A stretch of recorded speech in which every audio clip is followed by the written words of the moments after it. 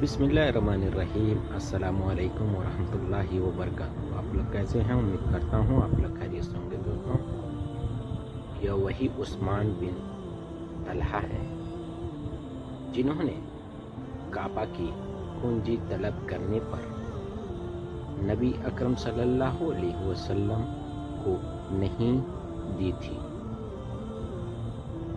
लेकिन रहमतुल लिल आलमीन के दरबार में बदला लेना बेहकीकत चीज थी। इसीलिए आपने उन्हीं के खानदान में यह सदाअत बाकी रहने दी।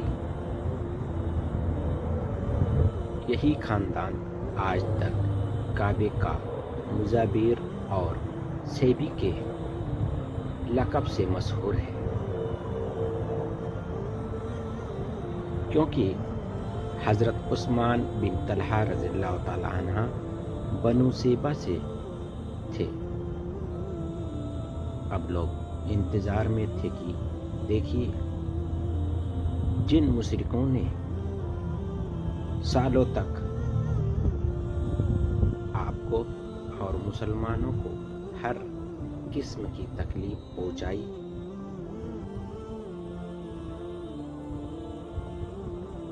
मुसीबतों में डाला,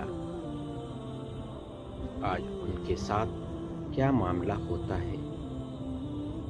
आपने तमाम कुरैशी कैदियों का हाजिर होने का हुक्म दिया। जब सब खिदमत अक़दस में पेश हुए तो आपने मालूम किए, ऐ कुरैशी गिरोह, तुम्हारा क्या ख्याल है? मैं तुम्हारे साथ किस तरह पेश आऊं?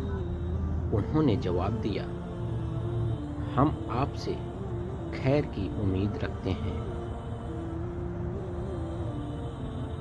आपने यह सुनकर इरशाद फरमाया,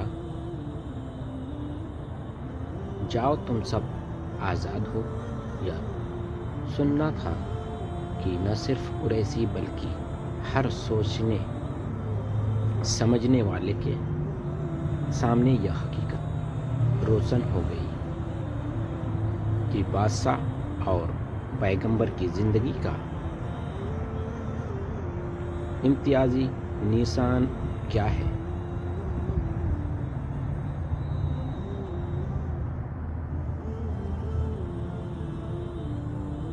पैगंबराना जिंदगी न जाती, अदावत कुदरत को कोई वक़्त देती है और न उसको गैज़ व गज़ नफसानी ख्वाहिश के ताबे होते हैं। एक नबी को अगर सब्र आज़मा हद तक तकलीफ दी जाए और फिर तकलीफ देने वाला आदमी रहम की तलब करे तो वो बेशक माफ़ी और करम ही पाएगा और अच्छे अखलाक के हर पहलू का मुज़ाहरा देखेगा। चुनांचे इस दरमियान में जब एक आदमी लरजराता कांपता आपकी खिदमत में हाजिर हुआ तो आपने मिठास भरे लहजे में इरशाद फरमाया, घबराओ नहीं, मैं कोई बादशाह नहीं हूँ, मैं तुम्हारा तो सूखा गोश्त खाने वाली एक कुरैशी और औरत ही का बेटा हूँ। इसी रहम व माफ़ी का नतीजा निकला कि कुरैश के सरदार गिरोह दर गिरोह खिदमत में हाजिर होते और इस्लाम की दौलत से मालामाल होकर सदाअत हासिल कर लेते थे। चुनांचे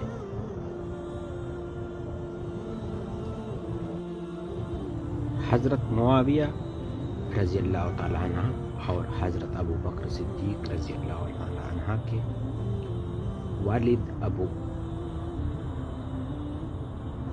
قحافہ جیسے لوگ اسی دن مسلمان ہوئے۔ نبی اکرم صلی اللہ علیہ وسلم نے اس موقع پر ایک اہم خطبہ بھی دیا جو اسلام کے بہت سے حکموں کی بنیاد ہے۔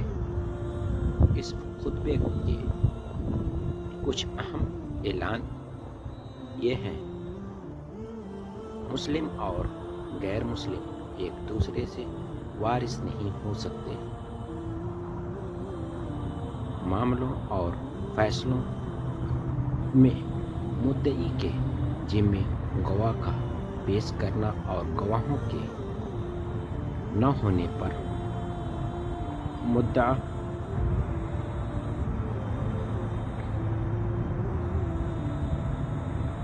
کسی عورت کو 3 دن کا سفر بغیر محرم کے درست نہیں۔ صبح اور عصر کے بعد کوئی نفل نماز نہیں ہے، اور عید الفطر اور عید الاضحیٰ کے دن روزہ جائز نہیں ہے۔ اے قریش کے گروہ، بے شک اللہ تعالیٰ نے تم سے جاہلیت پر اور باپ دادا کے نام ہوئے نسب پر فخر کرنے والا خاتمہ کر دیا ہے۔ ہوشیار رہو کہ تمام انسانی دنیاوی آدمی سے ہیں، اور آدم کی تختی مٹی سے کی گئی ہے۔ اے آدمیوں، ہم نے تم کو بنایا ایک نر اور مادہ سے، اور رکھی تمہاری ذاتیں اور گوتے تاکہ آپس کی پہچان ہو۔ مقرر عزت اللہ کے یہاں اسی کی بڑی جس کا ادب بڑا ہے۔ اللہ سب جانتا ہے۔ السلام علیکم ورحمۃ اللہ وبرکاتہ۔ پلیز چینل کو سبسکرائب اور لائک ضرور کریں پلیز۔ اللہ حافظ۔